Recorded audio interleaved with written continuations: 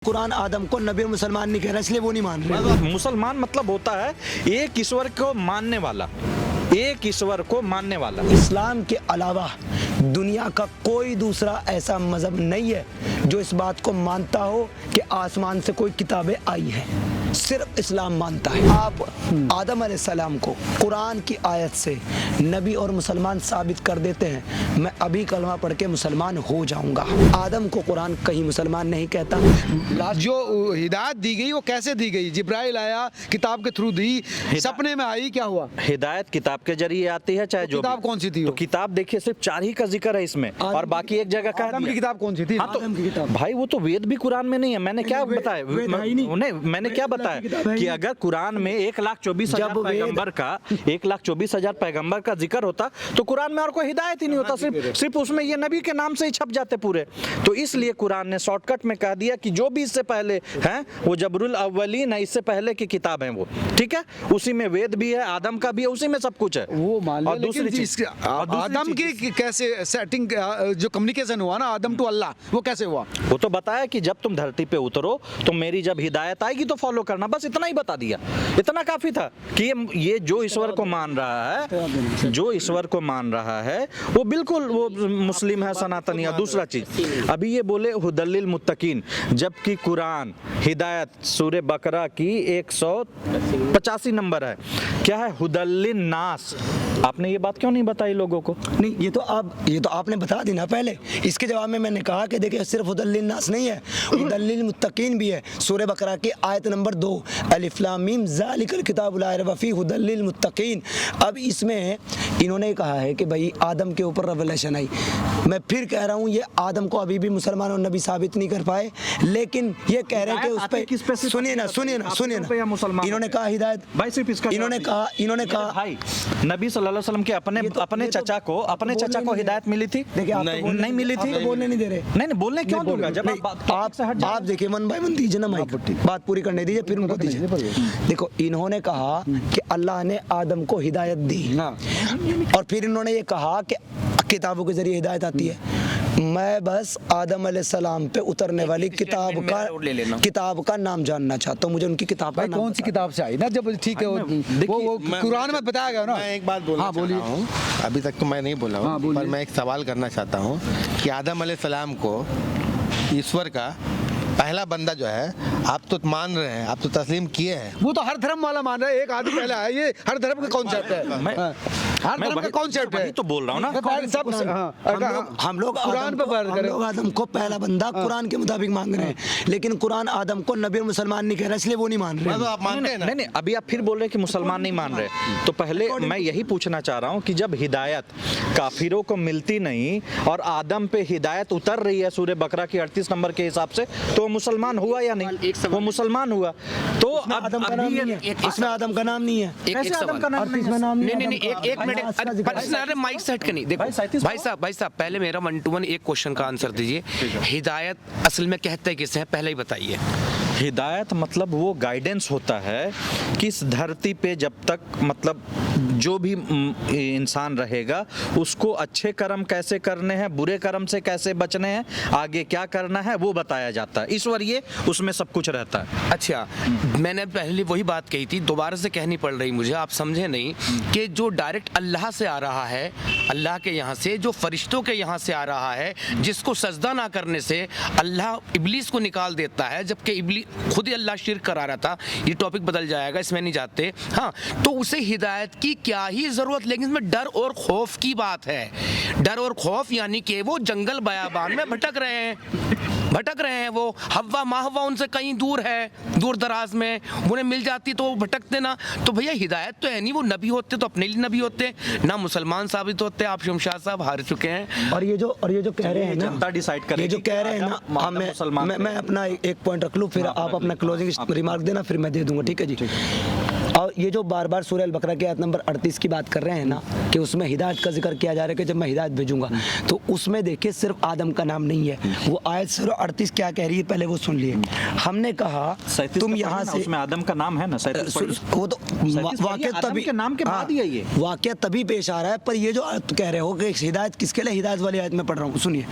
इसमें लिखा हुआ है हमने कहा तुम सब यहाँ से चले जाओ, तुम सब यहाँ से चले जाओ। ध्यान से सुनिएगा, तुम सब, सिर्फ आदम को नहीं कहा, तुम सब यहाँ से चले जाओ।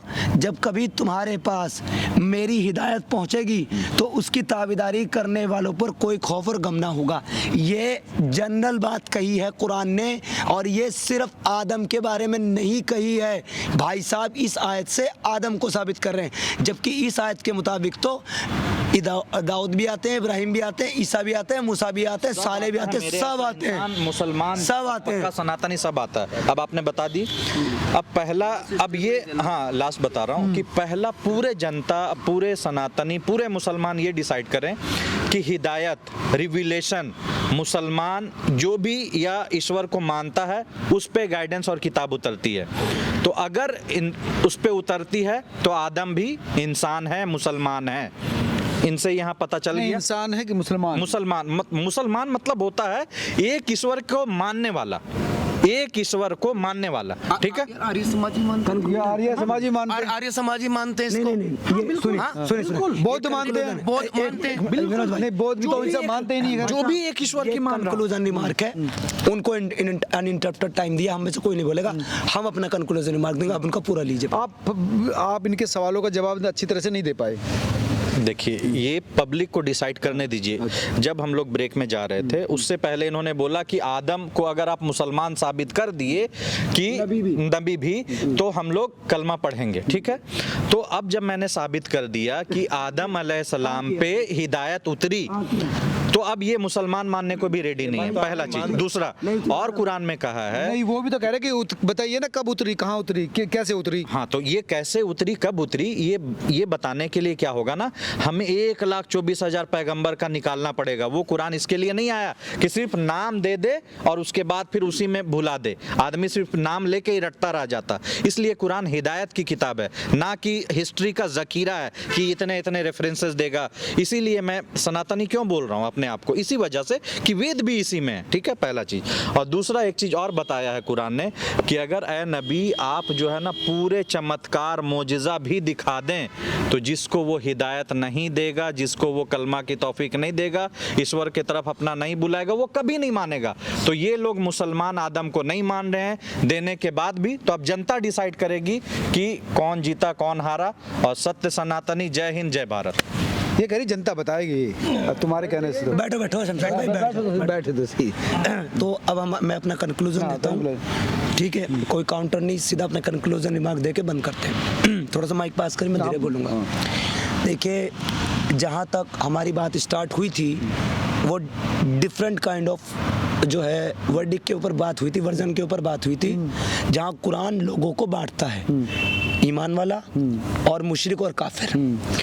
उससे बात होते होते होते यहाँ तक पहुँची कि भाई ने ये दावा कर दिया कि जितनी भी मज़हब आए हैं, जितनी भी किताबें रिवलेशन आई हैं आसमानी, वो सब एक ही खुदा की तरफ से आई है, चाहे वो किसी भी मज़हब में आई हो। तो सबसे पहले तो आई डिसएग्री विद दिस। वो कैसे? क्योंकि इस्लाम के अलावा दुनिया का कोई दूसरा ऐसा मज़हब नहीं है जो इस बात को मानता हो कि आसमान से कोई किताबें आई हैं। सिर्फ इस्लाम मानता है, फर्स्ट पॉइंट, और इसलिए हम भी नहीं मानते।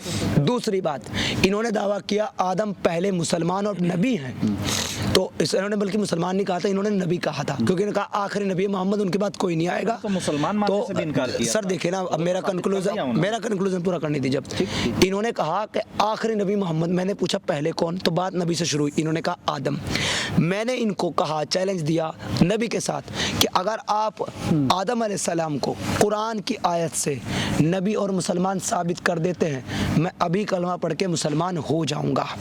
इन्होंने मुझे ना तो पर्टिकुलर लफ्ज़ नबी ना पर्टिकुलर लफ्ज़ मुसलमान कुरान में आदम के बारे में नहीं दिखाया, क्योंकि नहीं वो आप आर्गुमेंट आप दे चुके हैं, उसका मैं काउंटर दे रहा हूँ। क्योंकि इब्राहिम के बारे में जब कुरान बात कर रहा है सूरह आल इमरान की आयत नंबर 67 में, तो वो कहता है कि ना तो इब्राहिम यहूदी थे ना नसरानी थे, बल्कि वो तो हनीफ मुस्लिम थे।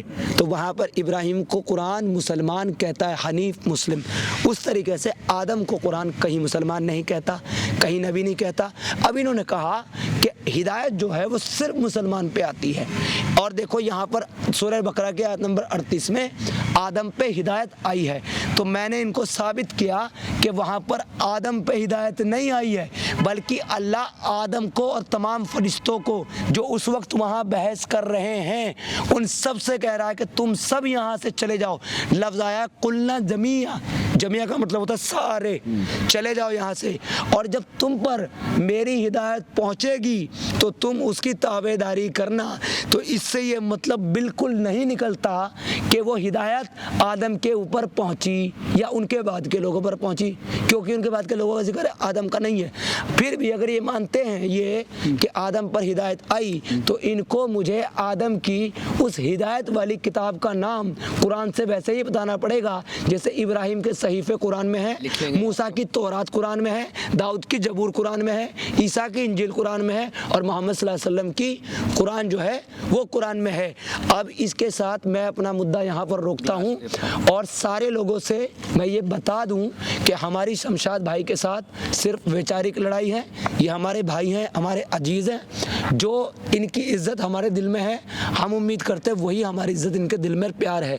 लेकिन इस आज डिस्कशन का और डिबेट का पहला और आखिरी शर्त ये था दोस्तों कि जो हारेगा, अगर हम हारे हम वापस कलमा कबूल करेंगे, और अगर हमारे शमशाद भाई अपने आर्गुमेंट में फेल हुए तो ये इस्लाम छोड़ेंगे। इसके लिए भाई आप पोल लगाइएगा और कीजिएगा सर्वे, ताकि लोग ऑडियंस जो है वो अपनी राय दे सके और आप लोग अपनी अकल और अपने लॉजिक से और दोनों पक्षों की बात सुन करके अपना फैसला दीजिएगा। देखिए आप सभी को नमस्कार, मैं इमरोज़ आलम, और आज मैं भी कलमा पढ़ते पढ़ते रह गया। और ये कहना चाहूँगा जितने भी लोग हैं हमसे जो हमें सुनते हैं, ख़ास तौर से हमारे ईमान वाले भाई, और वो चाहते हैं कि ऐसी डिबेट रखें, वो समीर भाई के साथ रखना चाहते हैं, साहिल भाई के साथ या किसी और के साथ, जिसके भी जो ऑनलाइन जिसको मैं ला सकता हूं तो ऑनलाइन लेकर आऊँगा, और जिसको मैं ऑफलाइन लेकर आ सकता हूं तो ऑफलाइन लेकर आऊँगा। वो आएँ, बैठें, और मेरा नंबर पब्लिकली है, मैं एक बार बोल देता हूँ ताकि और 4 गालियाँ मुझे मिले सामने से। मुद्दे की बात जी, बस मुद्दा यही है, ऐसी डिबेट हम रखना चाहते हैं, डायलॉग्स होने चाहिए। बताइए आप बताइए। हमारा नाम मोहम्मद इम्तियाज़ आलम है, मैं कोलकाता से हूँ और मैं मुस्लिम हूँ।